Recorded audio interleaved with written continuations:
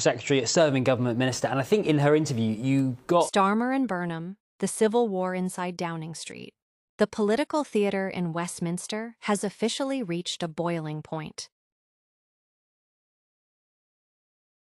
It proves he can defeat the populist right. If that happens, the pressure on Starmer to pack his bags will become absolute. It's the political equivalent of pressing the launch button. All the lights will light up, and Starmer's exit will be paved. But this is a high-stakes gamble. If Burnham loses this seat, it could be existential for Labour. He is their most popular public figure, and losing a seat they comfortably won less than 2 years ago would signal that the entire Labour machinery is crumbling. Meanwhile, the vultures are circling. Health Secretary Wes Streeting has already made his leadership ambitions clear, positioning himself to challenge Burnham for the top spot. Over on the opposition benches, Tory leader Kemi Badenoch is watching the drama unfold with a warning. Whoever takes over will inherit a poison chalice and become unpopular fast. While Starmer tries to hide on the global stage focusing on foreign policy, he has effectively become a passenger in his own government. The party is no longer his to lead. What do you think? Can Starmer survive the next few weeks? Or is Andy Burnham already measuring the curtains for Downing Street? Let me know in the comments below. Hit subscribe to No Spin UK for the raw truth behind Westminster power. No spin, just reality. How fluid the situation is that Andy Burnham, he's not actually yet been selected. The NEC has approved him, but my understanding is he hasn't been selected. James, what happens if he does get selected as the Labour candidate and he doesn't win? What happens?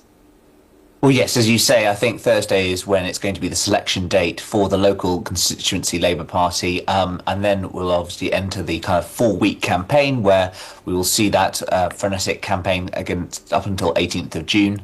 If he doesn't win, I think that could be existential for Labour. I mean, this would be their most popular politician, the only politician they have who's in positive approval ratings across the country, being parachuted in to fight a seat that they won very convincingly in 2024. And if they can't win here with that man on the ballot, I think there are some real risks about sort of Labour potentially crumbling everywhere. You'll see some deep questions being asked about the Labour philosophy, the Labour machinery, and that's why I think that everyone in Labour is saying this is a must-win by-election if Andy Burnham is on the ballot. There's a lot of ifs and caveats and buts, and like I keep saying, it's a very, very fluid situation. But Ava, when it comes to Wes Streeting, he has said that he would still take part in any contest for the prime ministerial position. He would challenge Andy Burnham. I wonder, is he in a position to do so, because he didn't have the numbers to trigger a leadership contest just a few days ago?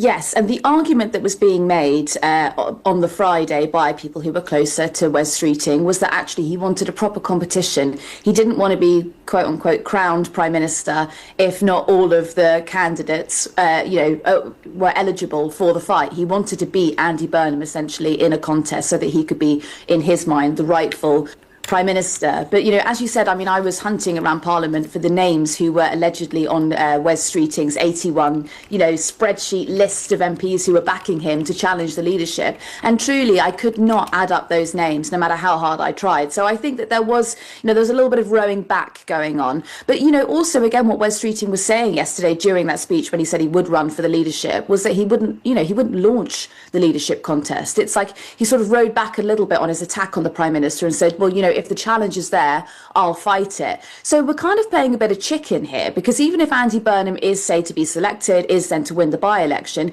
is Andy Burnham going to be the one to launch that leadership contest, or are we going to be playing chicken for the next 6 months? And is Starmer still going to be the Prime Minister in 2 years' time? It really does feel very much all to play for.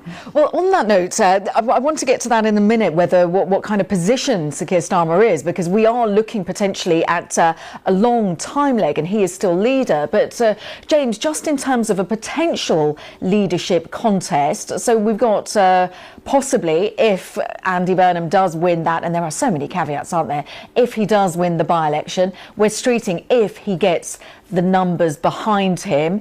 Angela Rayner, potentially, is she still a potential challenger? And if this does happen, what does that do to the Labour Party, James? Because they didn't want the psychodrama that the Conservatives had, but they're going through it potentially. Yeah, I mean, they may not have wanted it, but they have ended up in this situation. And that is partly because of the sense of jitters, the sense of everything falling apart much quicker than expected, but also Keir Starmer's own failure as a political leader, his own lack of politics, which have come back to haunt the party, with whom they made a Faustian pact to put a man without politics into number 10. In terms of the next few months or so, it's going to be a very weird game.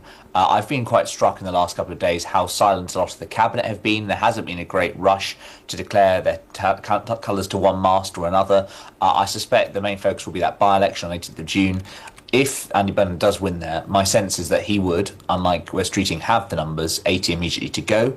And I suspect that a win for Andy Burnham on the 18th of June would be the equivalent of the Paris metro, where the buttons are pressed for the train to be called. All the lights would light up at once, and suddenly Keir Starmer and his exit will be paved. It's very striking to me how very much the Prime Minister seems to be a passenger in all of this. He is very much taking a back seat. There's reports this weekend about him potentially setting out a timetable to go. And I think the last 72 hours, it's clear that the party, which was in his hands and his machinery as recently as January when they blocked Andy Burnham the first time, is no longer Keir Starmer's party to lead. So on that note, Ava, with all of this swirling around, there's an awful lot going on globally. I don't need to understate that. How can Sir Keir Starmer lead a country? How can he be Prime Minister when all of this overshadows everything that he does? Well, perhaps it might be sensible for the Prime Minister to rule himself out of any potential leadership contest. You know, one thing that Starmer is very good at doing is foreign policy, you know, concentrating on what is going on the world stage rather than getting involved in domestic policy. And actually, arguably, some of his critics have said if he spent more time looking domestically, he possibly wouldn't be in the sort of, you know, the trauma that he currently finds himself in. So perhaps he goes off and he goes and meets world leaders and he secures proper deals. He reopens the Strait of Hormuz and he settles, you know, he oversees or somehow gets involved in that ceasefire that currently is ongoing in Lebanon. You know, that would put him as the sort of the sensible Prime Minister that he'd like to pitch himself as, rather than getting involved in the day-to-day inner machinations of the Labour Party politics.